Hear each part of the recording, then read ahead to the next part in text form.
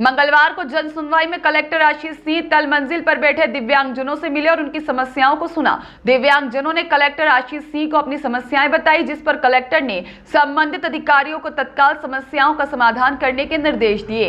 इस दौरान red cross के माध्यम से दिव्यांगजनों की आर्थिक सहायता भी की गई और जरूरतमंद वस्तुओं के आवेदन भी स्वीकृत किए गए। वहीं दिव्यांगजनों को रोजगार से जोड़ने की दिशा में भी महत्वपूर्ण कदम उठाए जा रहे हैं। इसके साथ ही काफी समय से बंद पड़ी निःशक्त जनों के लिए एकल खिड़की को भी फिर से शुरू किया गया है।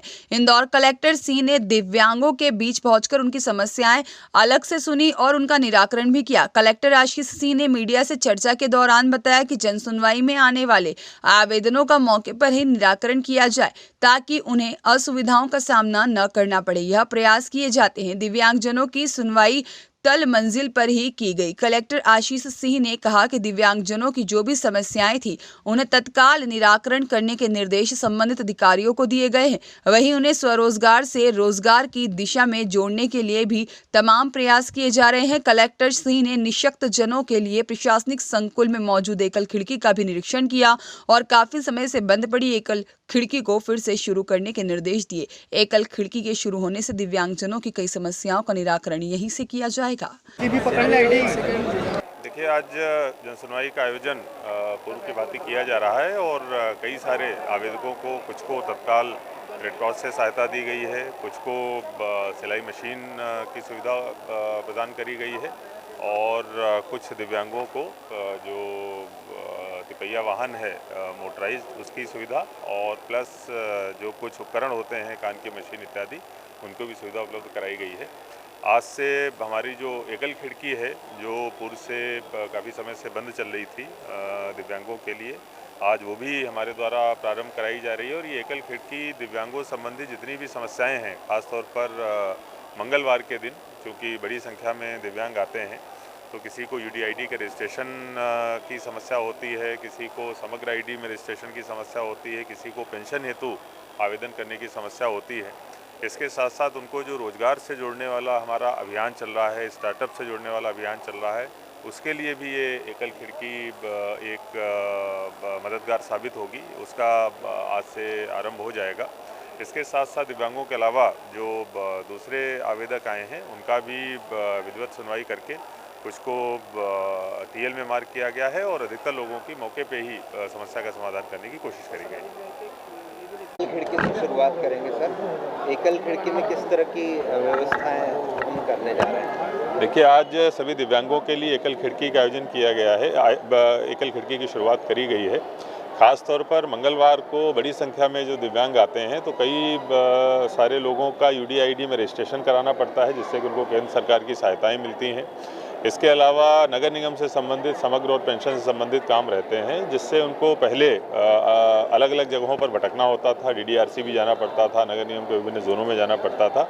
आज से जो व्यवस्था शुरू हुई है उससे उनकी भागदौड़ पूरी तरीके से कम हो जाएगी और ये खिड़की मंगलवार के अलावा दूसरे दिन भी अलग स्वरूप में, चाहे रोजगार हो या उनको कुछ सूचनाएं देनी हो, उस स्वरूप में बाकी दिनों में भी जारी रहेगी। ये ज़रूर है कि मंगलवार को वहाँ पर प्रॉपर संख्या में जो कंप्यूटर ऑपरेटर और दूसरे लोग हैं वो भी बैठा करेंगे। सर, आगामी 20 फरवरी को सामाजिक न्याय दिवस के अवसर पर एक मात्र दिव्यांगों के लिए रोजगार मेले का आयोजन किया जा रहा है और इसके लिए हम लोग एक पोर्टल भी बना रहे हैं। एक स्वरोजगार के लिए पोर्टल भी बनाएंगे जिसमें कि दिव्यांग भी रजिस्टर कर पाएंगे और जो लोग दिव्यांगों को नौकरी देना चाहते हैं वो भी उस पर रजिस्टर कर पाएंगे, जिससे कि दोनों के बीच में मेल मिलाप करके अधिकांश लोगों को रोजगार दिलाया जा सके। इसके साथ साथ जो स्वरोजगार की दूसरी सरकार की स्कीमें रहती हैं संबंधित विभागों के जरिए, उनके माध्यम से भी उनको रोजगार दिलाया जाएगा। अभी से हमारी तैयारी चालू हो गई है। 20 तारीख को बड़े मेले का आयोजन किया जाएगा। में कुछ दिव्यांगजन जो ई-रिक्शा चलाते हैं उनके द्वारा ये मांग करी जा रही है कि अभी जो ई-रिक्शास के रूट निर्धारित हो रहे हैं उनका उसको पालन न करना पड़े, उनको पूरे शहर का परमिट दिया जाए।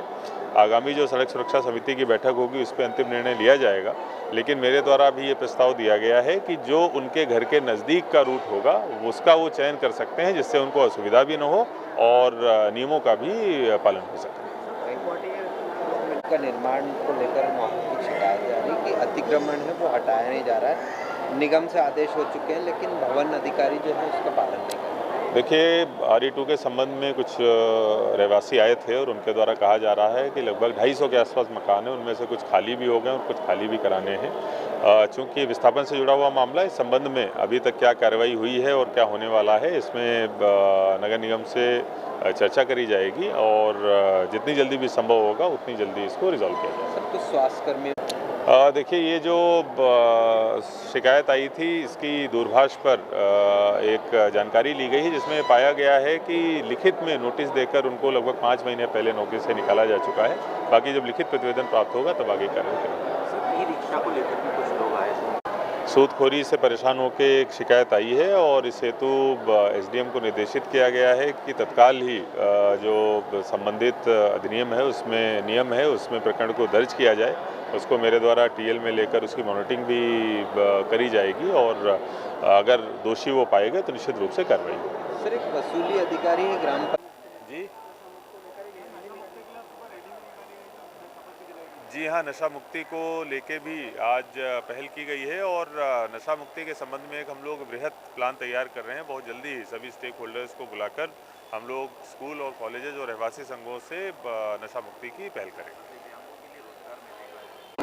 जी हाँ, ऐसा पॉइंट एक आया है और मुझे लगता है कि ये विभाग से जुड़ा हुआ मामला है, तो इस हेतु विभाग से बात करके इसको रिजॉल्व कराया जाएगा। सूदखोर से रियाज खान की रिपोर्ट।